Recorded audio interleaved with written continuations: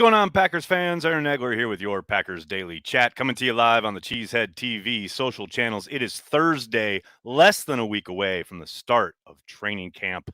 I'm excited, though I will say it is hot as balls in New York City. I'm sorry, there is no other phrase that perfectly captures what today has been like. We've had thunderstorms, we've had blazing sun. I'm just waiting for the locusts. So what I'm trying to tell you is I'm gonna barrel through this today and get out of my room because it is like a fucking hot box in here in my apartment. So hope you're all doing well. Let me give a quick shout out to our friends over at Ticket King. You know you want to get some Packers tickets, either home or away games. Ticket King's been in Wisconsin since 1992, conveniently located there on Oneida Street. They have a drive-through window, for God's sakes. They help organize tours. They do things on game day for you. You're not going to get that from some no-name Ticketmaster BS. Make sure you check out Ticket King for all your Packers ticket needs, and you can utilize the Cheesehead TV app. Just go to the schedule. Each game has links to each individual game where you can purchase tickets right from the Cheesehead TV app. Do it, people. You know you'll want to. And before the season gets here, make sure you order your official 2022 Green Bay Packers yearbook. Go to packersyearbook.com and use promo code CHTV for 10% off. That's packersyearbook.com, promo code CHTV for 10% off. You know you want to do it, people. Get on it. It's a great book. Get it every year. I love it. You'll love it. Let's do it, people. Hello, everybody in the comments. Good to see everybody. Big B is here, and Big B, I can't believe you let this stand. Joey the Jaguar giving you grief here in the comments before this stream even started. Sir, I would not stand for it. I think there needs to be a civil war in underage Packers. That's what I'm telling you. Hear me now. Listen to me later. Let's look at these safeties, shall we? We got to start with probably the most underrated player in the league, let alone on the Packers. It's Adrian Amos, who is entering the final year of his deal. I do wonder if we could possibly get some news of an extension prior to the start of camp next week.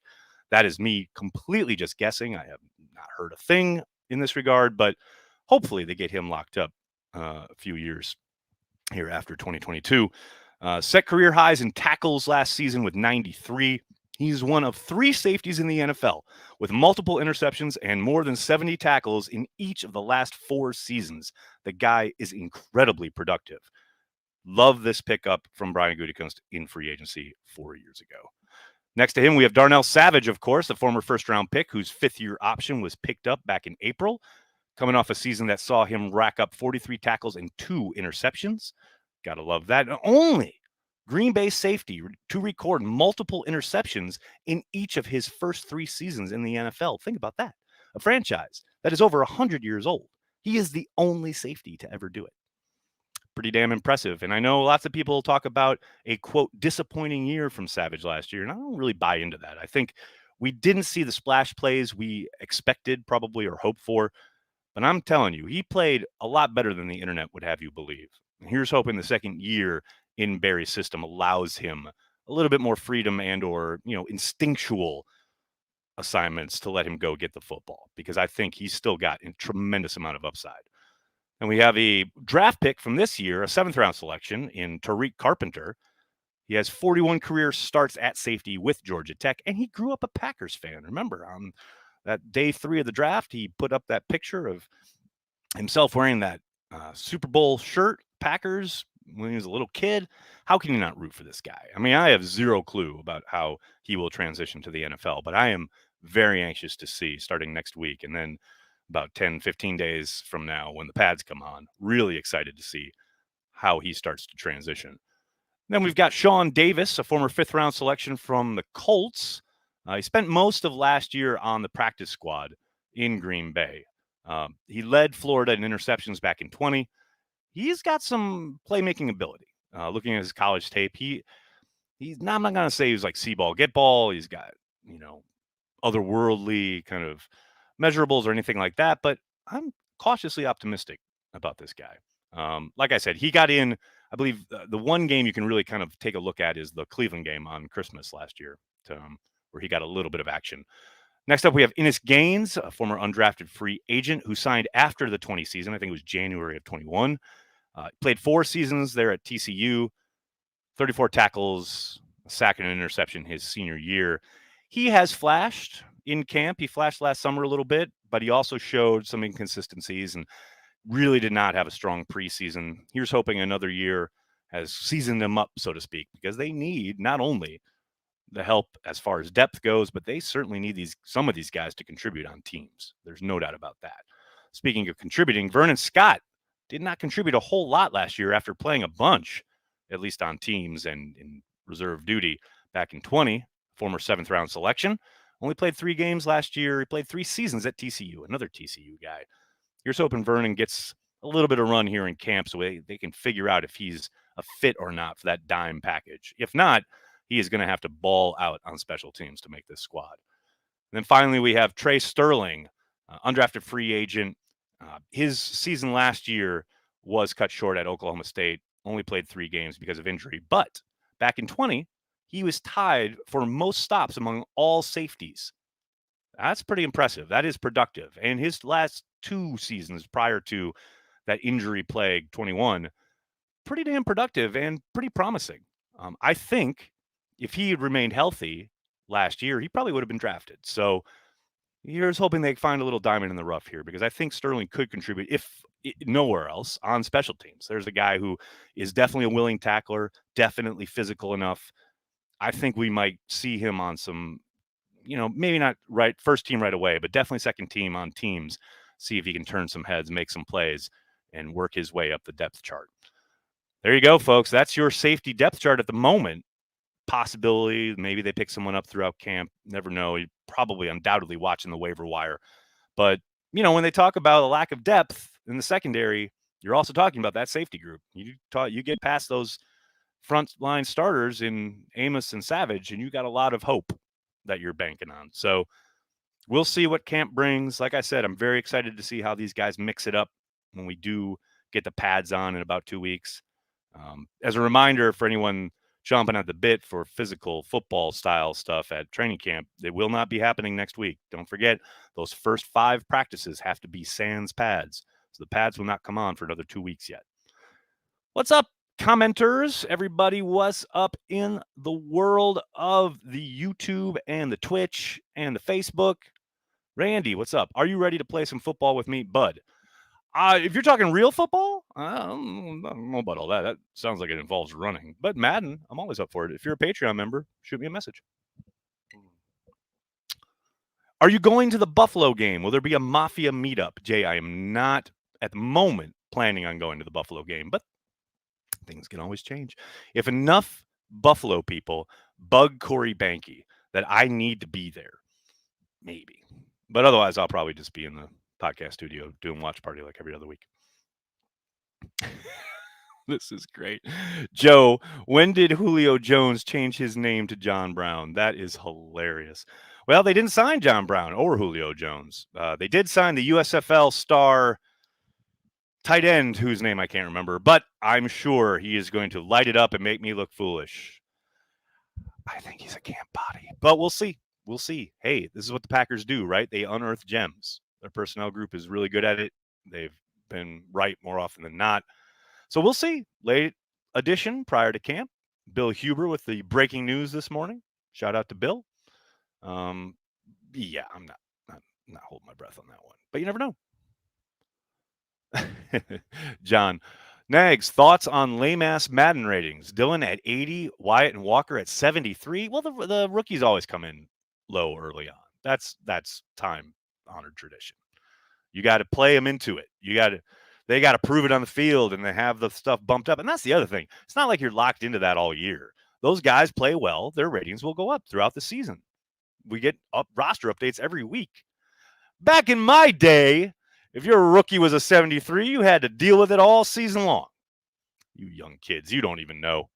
And Dylan at 80, yes, in the pantheon of the world of if we're dealing in reality, 80 is way too low. But Madden's not reality. I mean, I think actually overall Madden does a pretty decent job rating these guys. But they're not going to know every nook and cranny. They're always going to kind of err on the side of caution, especially with guys like Dylan, who has never been a frontline starter, has been given an opportunity to showcase himself from time to time, and has played pretty damn well. And I think that's why he's at 80. But, if Dylan gets a an extended run of, week after week production, you'll see it start to rise. And that's part of the problem. It's never about the actual physical ability of these guys. It's about what they do that gets noticed.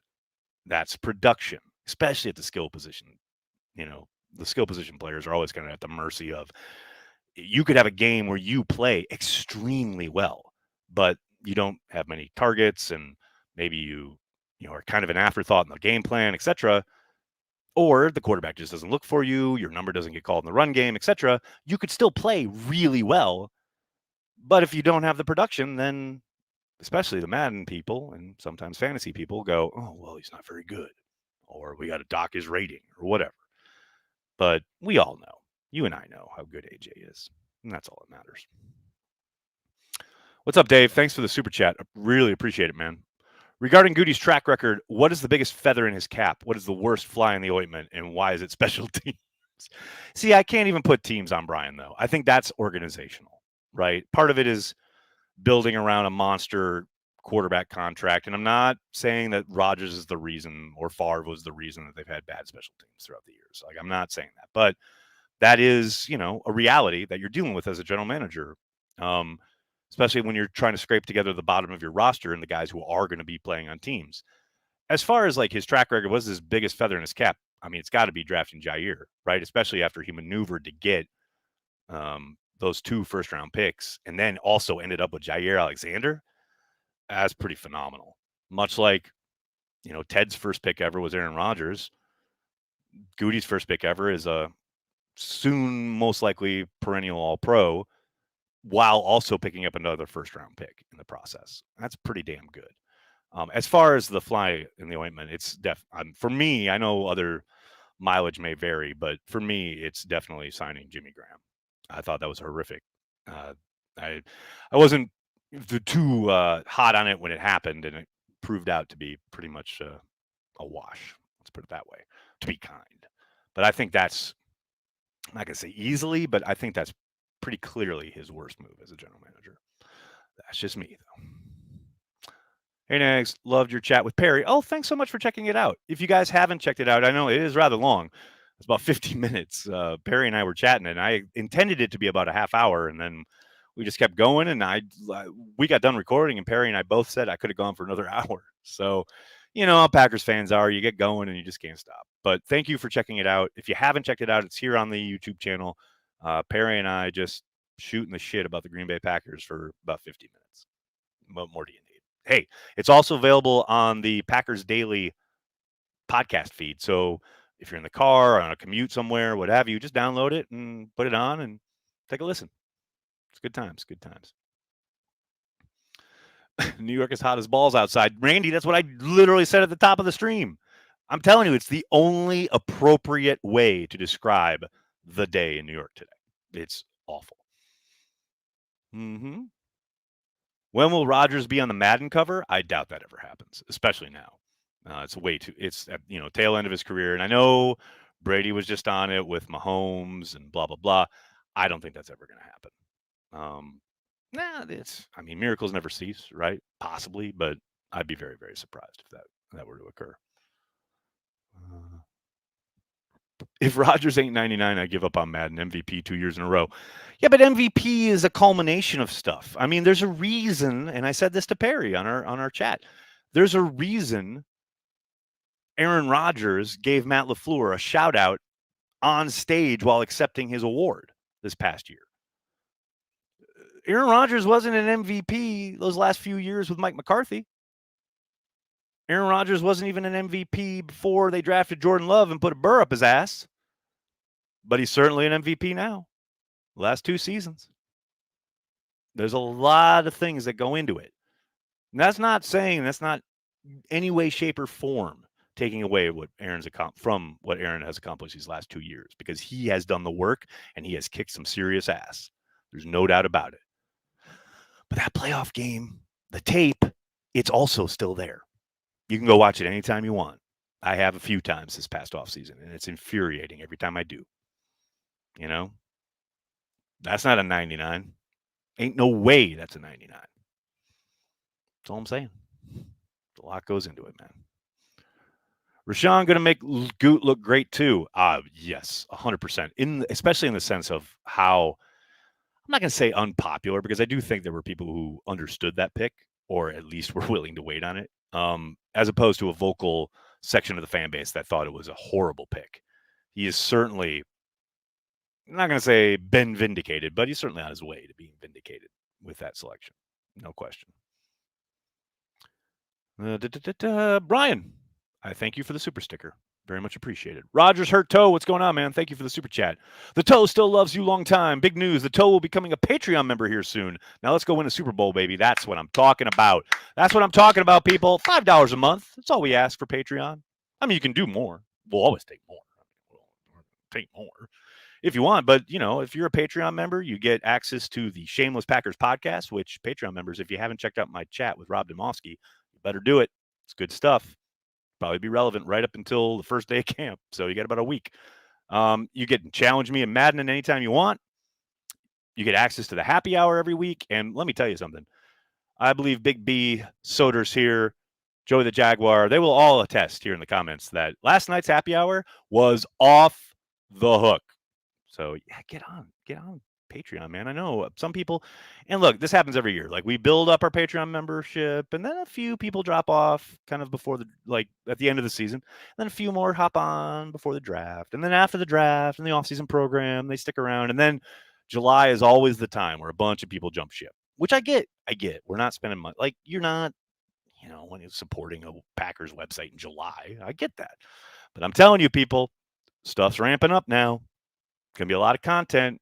Going to be a bunch of Patreon-only stuff. Get on it. We'll also be kicking out here in a few, I want to say days, maybe in the next week, memberships here on the YouTube channel. So get ready for that. Good times. There's so much coming. And there's other news that I can't quite tell you yet.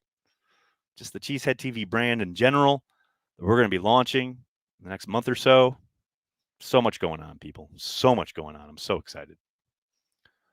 Dave, thank you for the super chat.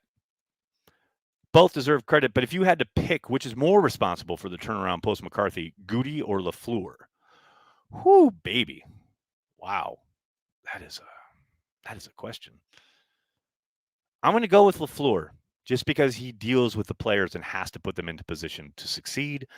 He has to be able to work with Aaron Rodgers, and that is not to take anything away from what Gutekunst has done, because I think he has provided the Packers with a championship-level roster the last 2 seasons.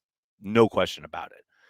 And you look at the job he and Russ Ball have done as far as managing the cap, in the sense that the Packers are like one of the top 8 teams in salary cap space remaining heading into the season. Did anyone see that coming into this offseason with all the doom and gloom about the cap? Russ Ball is a wizard. But yes, Dave, I'm going to go. I got to go with LaFleur only because he more directly affects what's going on the field. It has to deal with the week in and week out managing of the roster and the players and who's up and who's down and putting guys in the right spots, calling the plays, the game plans, approving whatever the defense wants to do, etc. Like he's more directly responsible for, 3 years of 13 wins. That's not easy. And I know everyone says he's got Aaron Rodgers, blah, blah, blah, but man, it's the NFL. It is not easy to win in this league. And he has done a whole hell of a lot of it, regardless of who he's got at quarterback.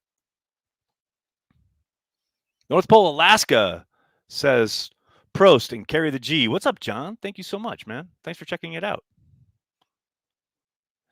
Brandy, I would do my eyebrows with LaFleur. He can give me tips. There you go. Oz, Patreon is year-round with me. Oh, Oz, you're a stalwart. You're a mainstay. Of course you are. I get it, brother. You don't mess around. You don't dip in and out. You carry the G. I get it, man. And look, there are lots of you out there who do support us throughout the season and throughout the off season, and we greatly appreciate it. Cannot thank you enough. Chicago and Dallas will both beat the dog water out of Green Bay. Ooh, Max is here. Max is trying to be like contrarian. I sense a rival fan in our midst. Would both beat the dog water out of Green Bay? Would they both play Green Bay this year, Max? So we'll see. Looking forward to it, buddy. It's going to be a lot of fun watching you not show up when both Chicago and Dallas get their ass whooped. Can't wait, son.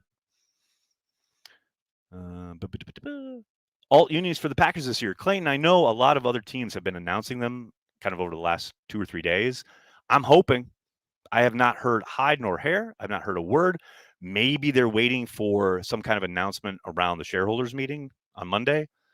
So I would suspect we're going to know probably prior to the start of camp next Wednesday. I'm hoping, man. I'd love it. Oh, wow, what a name. Seeker to Jesus.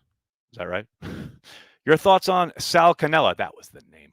Saw some tape. For some reason, I'm optimistic. Man, as I said. USFL darling. I know he's got his own clothing line. I'm very excited. Very excited for him. I'm rooting for him. I can't sit here and tell you that I'm thinking, wow, he's definitely going to make the 53. Maybe he's got a shot at the practice squad. Maybe he balls out in camp and is a complete surprise, and everyone's like shocked. But my suspicion is that he's a camp body. But we'll see. The young man will have the opportunity to start proving himself a week from yesterday. But that's where I am now. An old-fashioned Boilermaker. Hey, Brandy, I'm drinking an old-fashioned. So there you go. Speaking of old-fashions. You guys. You're too funny. All right, everybody. I'm going to have to get going. Again, thank you enough for hanging out, talking Packers each and every day, Monday through Friday, right here on the Cheesehead TV social channels. Timbo Slice with the last second super chat. I can't wait to have A-Rob prove everyone he can win without Adams. But he's already proved it. And quarterback wins are not a stat. So it's okay. I mean, they're literally 7-0 without Devontae the last 3 years. What more do you need? What more needs to happen for people to say, oh, maybe Aaron can lead the Packers to a win without Devontae? They're 7-0. I mean, I don't know what more the man needs to do. But we'll see. We'll see. Who knows? Maybe it'll all fall apart this year. And people will go crazy.